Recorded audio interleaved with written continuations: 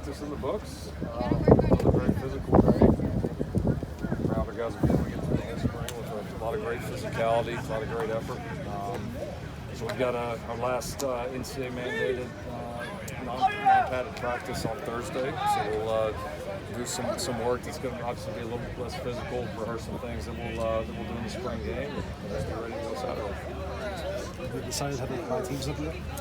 Yeah, we're going to play offense, defense. We just don't quite have enough bodies to go into two full squads. It's close, but you just don't want to.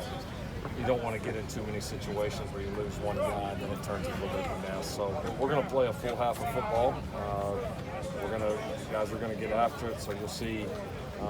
We'll have a little scoring system that we've used before that we'll announce here before the game. We tried a few years ago and thought was really successful when we had a roster that was also a little bit low. So a way to kind of make it competitive but not have too many crazy different scoring options so people can keep up with it. So, but should be a great half of football. It's going to be a beautiful day. I'm excited again about all our demonstrations going to really push this game. What do you feel like you've accomplished in terms of implementing the offense, and what do you still have left to do before the season opener? I would say the base offense is installed. I mean, it is. We've come a long way here in the last, especially the last 2 weeks. We've really made up some ground. So I think we're to the point now where we look pretty functional most of the times. We understand what to do. We're starting to understand some of the adjustments, and now we'll obviously finish up these two, and then we'll see, what the skill sets end up being across the board, and we'll start to try to morph it into making it as good for our skill sets that we have here as possible, and then get ready to go into fall camp. Anything you're looking to see in particular, goals, anything you set ahead of the spring game? On Saturday specifically, I think. I said last night, on the show, I think you got to, handle and respect the opportunity to be in the Coliseum, to get a chance to play football there, and any chance you get to walk in there with all the greats that have been on that field, you better appreciate it and set a tone and a standard for what football should look like on that field. So that's number one by a mile. The second would be first time for us, some fans in the stands, national TV audience, making sure that all these things we've worked to do, install, that ought to show up on Saturday. We don't need guys that kind of get out, start to do their own thing, lose sight of all the progress that we've made. So I think, one word, trusting all that we've done, put it on display on Saturday, and that'll be enough. Being on national TV, is there hesitation to show too much offensively for opponents this season? We'll be smart about it.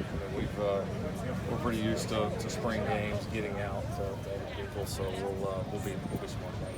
Any position groups in particular you're excited to kind of hone in on and watch closely in this game? Yeah, I'm excited to see the tight ends. I feel like they've made a little bit of a jump here in the last week or so. So hopefully they can certainly carry that over.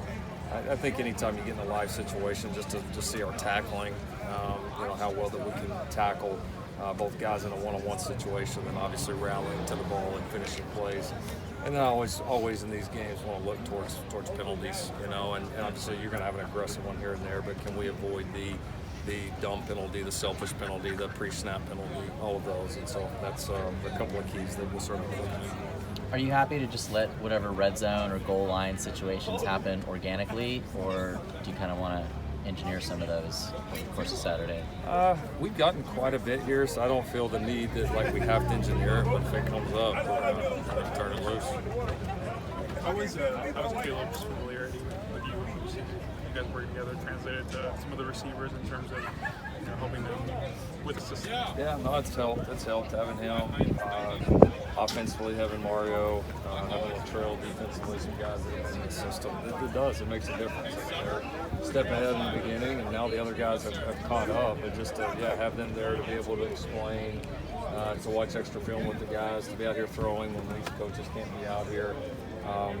Just another kind of experienced person there. So yeah, it's certainly been a big help. It's been a difference for us. With portal season coming back up again, we talked about the transfers this spring, and a lot of them said that you guys were the first school to call. It happened within a half hour. What's the protocol there when it hits the oil for you finding out and putting the wheels in motion? Evaluate them first, which is pretty easy nowadays, especially if they play any college ball. That's pretty easy. We get them evaluated pretty quickly. Start to do our homework on his background, and then, but it does move quickly. I mean, listen, you gotta make up your mind pretty quick on if you want to pursue them or not. And so we've now, I hate to say, we've kind of become pros at it. We've done it enough. So we kind of have our routine when a guy goes in of exactly who's responsible for what, kind of how it gets to each coach, how we evaluate not only the on the field, but the off the field, the academic situation, all of that, and then just trying to find guys that check all the boxes. So it's obviously going to be a pretty active time here for the next few weeks. Let's do one more. You mentioned midway through spring camp that this next stretch is kind of where the great teams separate themselves, averages fall out. Have you kind of acknowledged, what is your assessment of the second half? We've not handled the second half like an average team. We haven't. Now, I mean, don't confuse that with there's not a long ways to go. There's a long ways to go, but I do feel like we have gotten a lot out of the spring.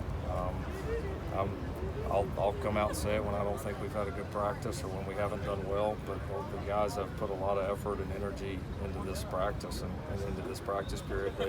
They've responded to the things we've put in front of them. I mean, it's the old adage, you can lead a horse to water, you can't make them drink it. And that is so true at coaching. And this group has been everything we put in front of them. It hasn't all been perfect, but they are really, there's a real sincere effort to try to do everything that we're asking them to do. And if they'll keep doing that, keep listening, kind of keep that humility that we have right now as a group, I think we'll continue to improve quickly. All right, thanks everybody. Thank you all.